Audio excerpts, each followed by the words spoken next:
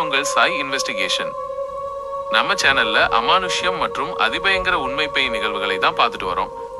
இன்னைக்கு நாம பார்க்க போற இந்த உண்மை சம்பவம் உங்க ரத்தத்தையே உறைய வைக்க போகுது. கொஞ்சம் கூட சுவாரஸ்யம் குறையாம அப்படியே இருக்கும். இப்போ நம்ம சேனலுக்கு யாராச்சும் புதுசா வந்திருந்தீங்கன்னா மறக்காம சப்ஸ்கிரைப் பண்ணுங்க, கூடவே அந்த பெல் ஐகானையும் கிளிக் பண்ணுங்க. வாங்க வீடியோக்குள்ள போலாம்.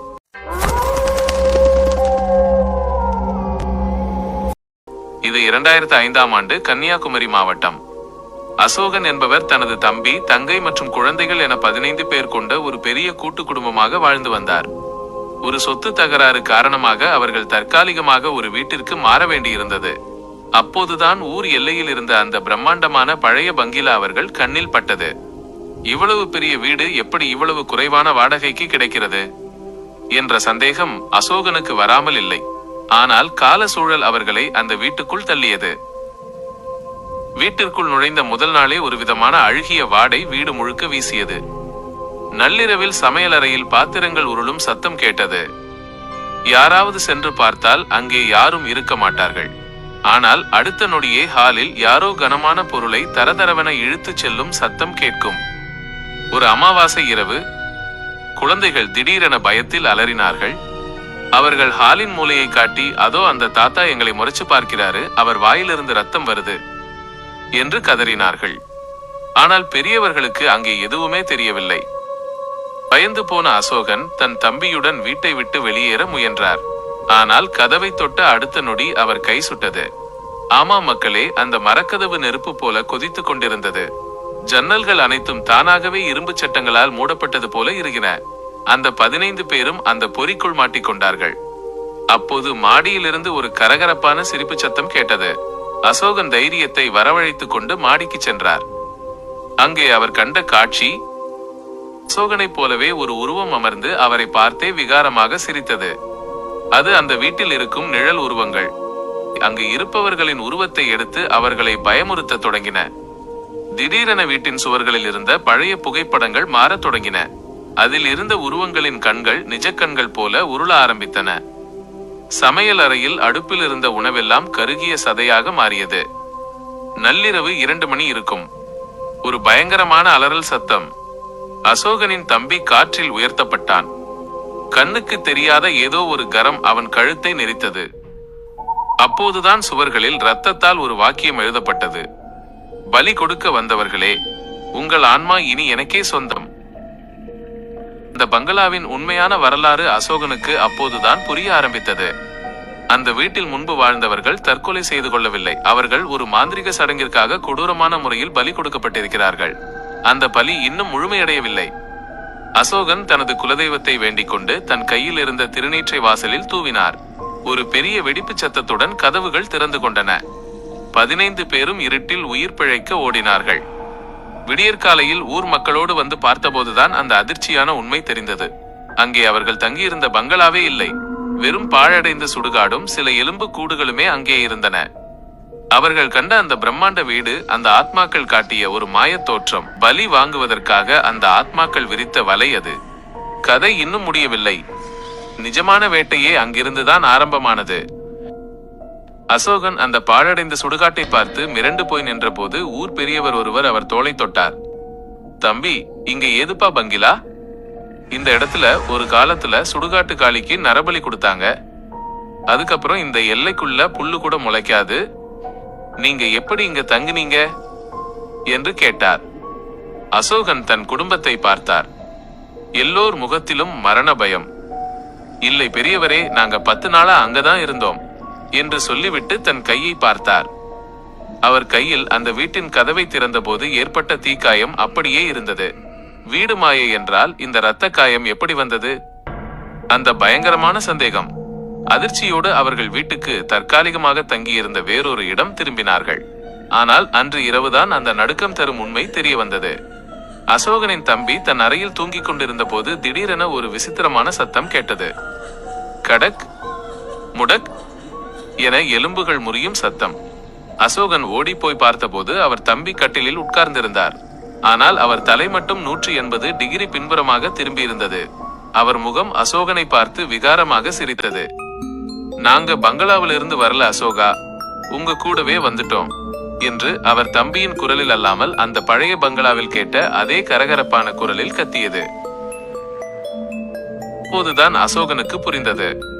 அந்த ஆத்மாக்கள் அவர்களை கொல்ல நினைக்கவில்லை, மாறாக அவர்களுக்குள் குடிபுகுந்து வெளியே வர நினைத்திருக்கின்றன. அந்த பங்கிலா ஒரு வலை என்றால் இவர்கள் 15 பேரும் அந்த வலைக்குள் இருந்து வெளியே வந்த வேட்டை மிருகங்கள். வீடு முழுக்க இருள் சூழ்ந்தது. அசோகனின் குழந்தைகள் சுவர்களில் பல்லி போல தலைகீழாக ஊறத் தொடங்கினார்கள். அவர்களின் கண்கள் முழுக்க சிவப்பாக மாறி வாயிலிருந்து கருகிய சதைவாடை வீசியது. 15 பேரில் யார் நிஜமான மனிதன், யாருக்குள் அந்த ஆத்மா இருக்கிறது என்று அசோகனுக்கு தெரியவில்லை. ஏன், தனக்குள் இருப்பது தானா அல்லது அந்த மாந்திரிகனா என்ற சந்தேகம் அவருக்கே வந்தது. அசோகன் ஒரு கண்ணாடியின் முன்னால் நின்றார். கண்ணாடியில் அவர் முகம் தெரியவில்லை.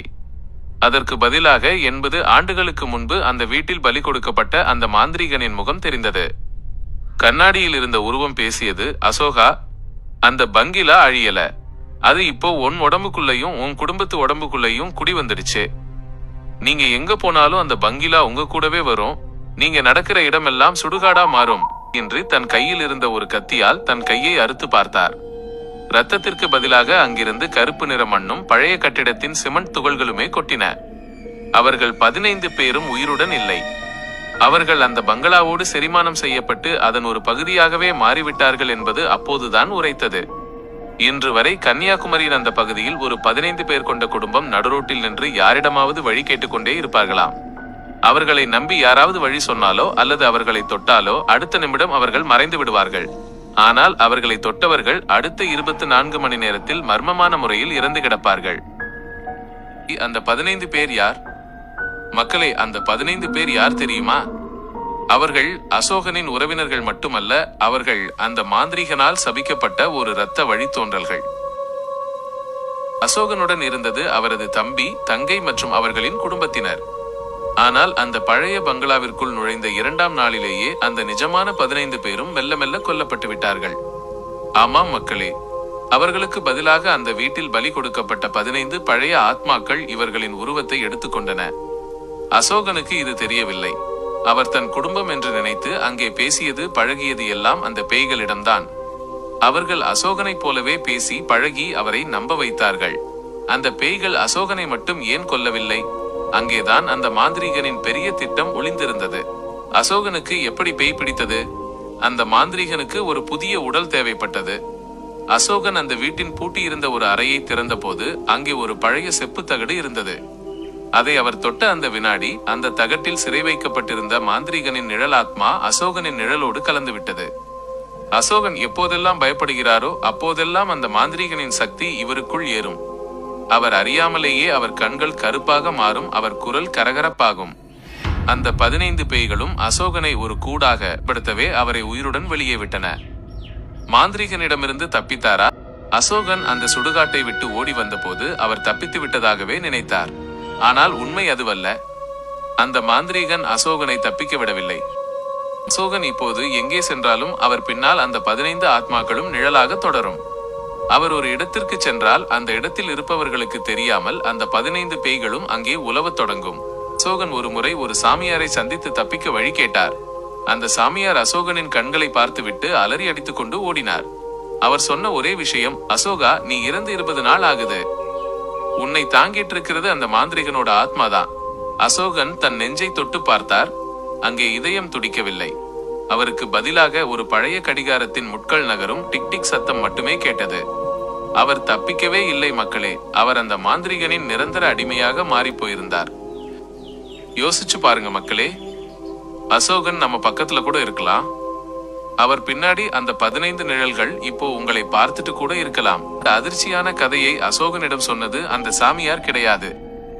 இந்த உண்மையை வெளியுலகிற்கு சொன்னவர் வேறு யாருமல்ல, அசோகனின் மகனான ராஜீவ் தான். ராஜீவ் தான் நம்ம சேனலுக்கு இந்த சம்பவத்தை முழுமையா விவரிச்சு ஒரு மின்னஞ்சல் இமெயில் அனுப்பியிருந்தாரு. இந்த சாமியார் உண்மையை சொல்லிவிட்டு ஓடிய பிறகு அசோகன் மனநிலை பாதிக்கப்பட்டவர் போல தன் வீட்டிற்குள்ளேயே முடங்கி கிடந்தாராம். யாரிடமும் பேச மாட்டாராம். இருட்டு அறையிலேயே அமர்ந்திருப்பாராம். ஆனால் ராஜீவ் தன் தந்தையை தொட போகும்போதெல்லாம் ஒரு விதமான குளிர்ச்சியை உணர்ந்திருக்கிறார். ராஜீவ் தன் தந்தையின் டைரியை ஒரு நாள் எடுத்து பார்த்த போதுதான் அந்த பழைய பங்களாவில் நடந்த ஒவ்வொரு திகில் நிமிடத்தையும் அசோகன் ரத்தத்தால் எழுதி வைத்திருந்தது தெரிய வந்தது. அதில் ஒரு இடத்தில் அசோகன் இப்படி குறிப்பிட்டிருந்தார், ராஜீவ், இதை படிக்கும்போது நான் உன்னோடு அமர்ந்து பேசிக் கொண்டிருக்கலாம். ஆனால் அது நான் அல்ல. அந்த பங்களாவில் என்னை ஒரு உருவம் பிடித்துக் கொண்டது. அந்த சாமியார் சொன்னது உண்மைதான். என் உடல் மட்டும்தான் இங்கே இருக்கிறது. என் ஆன்மா அந்த பங்களாவிலேயே சிறைப்பட்டு விட்டது. ராஜீவ் இந்த கதையை சொல்லி முடிக்கும் போது ஒரு விஷயத்தை குறிப்பிட்டார். அசோகன் இறப்பதற்கு சில நாட்களுக்கு முன்பு அவர் ராஜீவிடம் ஒரு விசித்திரமான வேண்டுகோள் வைத்தாராம். ராஜீவ், நம்ம குடும்பத்துல இப்போ 15 பேர் இருக்கோமான்னு எண்ணிப்பார் என்றாராம். ராஜீவ் எண்ணி பார்த்தபோது 14 பேர் தான் இருந்திருக்கிறார்கள். அப்போ அசோகன் சிரித்துக்கொண்டே சொன்னாராம், இன்னும் ஒருத்தன் குறைவு. அந்த இடம் உனக்குத்தான் ராஜீவ். இதை சொன்ன சில நிமிடங்களிலேயே அசோகன் உயிர் பிரிந்தது. அசோகன் இப்போது அந்த பழைய பங்களாவின் 16வது ஆத்மாவாக அங்கே உலவிக் கொண்டிருக்கிறார் என்று ராஜீவ் இப்போதும் நம்புகிறார். மக்களே, ராஜீவ் கொடுத்த இந்த தகவல் உண்மையிலேயே நம்ம எல்லாரையும் நடுங்க வைக்குது. தன் அப்பாவே ஒரு பேயாக மாறி போனதை ஒரு மகனால் எப்படி தாங்கிக் கொள்ள முடியும்? இந்த வீடியோவோட கருத்துக்களை மறக்காம கமெண்ட் பண்ணுங்க. உங்க வாழ்க்கையிலையும் இது போல மர்மமான டைரிகள் எதுவும் கிடைச்சிருக்கா? மீண்டும் ஒரு அதிர வைக்கும் வீடியோவில் உங்களை சந்திக்கிறேன். நான் உங்கள் சாய் இன்வெஸ்டிகேஷன்.